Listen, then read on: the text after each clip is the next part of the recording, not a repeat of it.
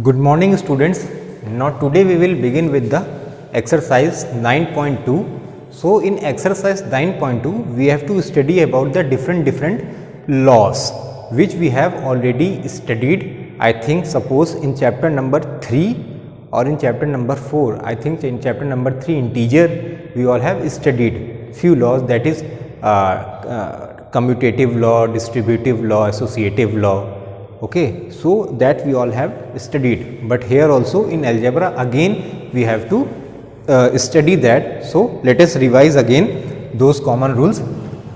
Commutative law, first is commutative law. Okay, the first one is commutative law. So we all know that commutative law, associative law, distributive law, all these laws applied only in the case of addition and in the case of multiplication.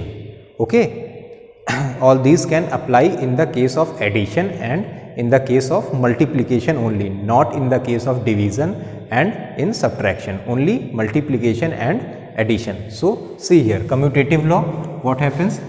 This law states that if A is multiplied with, if A is added to B, then it will be equal to B plus A. A plus B will be equal to B plus A. Like that only, if you will multiply with A into B, then it is always equal to B into A. A plus B is always equal to B plus A, and A into B is also equal to B into A. So in both the cases the commutative law is holds. Okay. So second one is associative law. Associative law. Okay, what is associative law? See here, if we will multiply A plus B in bracket plus C, A plus B in bracket plus C is always equals to A plus in bracket B plus C. A plus B in bracket plus C is always equals to A plus in bracket B plus C. This is associative law. It also holds in the case of multiply. A into B into C is always equals to A into B into C. Okay. A into B in bracket into C will be always equals to A into in bracket B into C. So associative law holds in both the case and commutative law also holds in both the case. Now we will discuss one more thing, that is after associative commutative law, now associative law. Now what we will study? We will study about distributive law. The third one is distributive law. So see here, distributive law.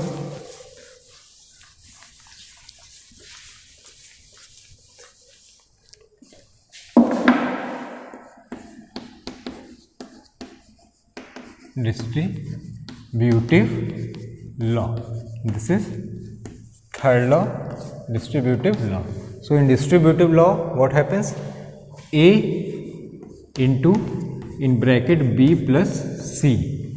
A into in bracket B plus C is always equals to A into B plus A into C. Okay, this is distributive law. A into B plus C is always equals to A into B plus A into C, and it also applied in case of minus also. A into B minus C is always equals to A into B minus A into C. Okay, A into B minus C is always equals to A into B minus A into C. Okay, you all have studied, this is known as distributive law. But what happens in book? This law is written as distributive over addition.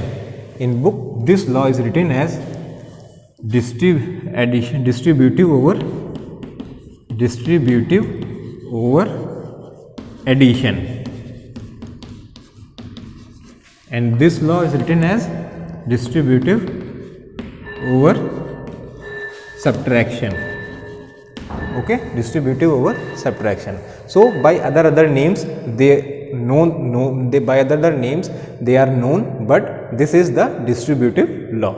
So commutative law, associative law and distributive law, in all the cases of addition and multiplication I have explained here, which is I suppose is a good revision for you all, because we all have studied it earlier also. Okay, so this is what we have to discuss here.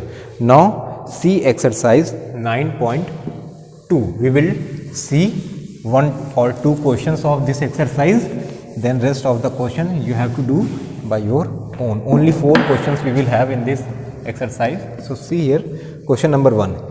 If the side of an equilateral triangle is L, so we will make an equilateral triangle. Okay, this is an equilateral triangle, and we know that in equilateral triangle what happens? All sides are equal. Okay, all sides are equal in equilateral triangle. Okay, we all know that.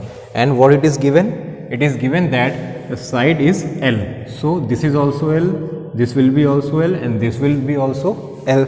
Okay, the side is given L. Now what? We have to make the formula that express the perimeter of a triangle in term of L.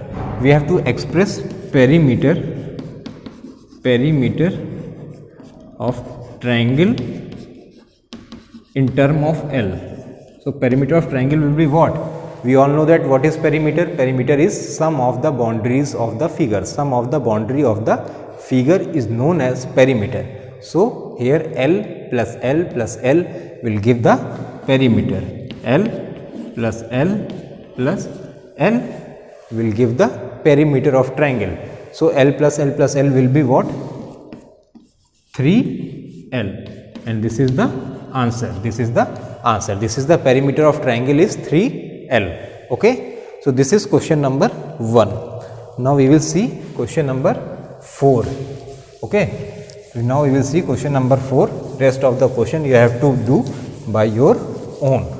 Okay, so see question number 4.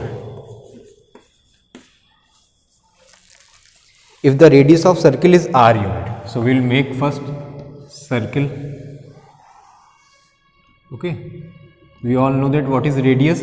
The half of the distance from the center to the circumference is known as radius. The half of the distance from center to the circumference. What is circumference? This is the circumference. Half of the distance from center to the circumference is known as radius. It is given r. So radius is given.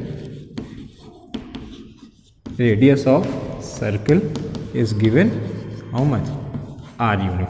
Okay. Then express the length of diameter of the circle in term of r. Okay, what we have to find? We have to find the diameter of the circle.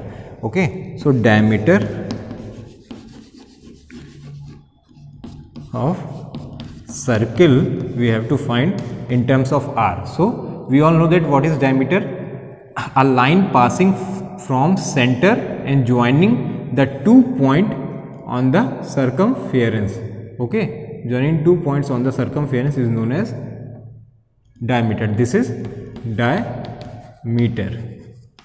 Okay, this is diameter.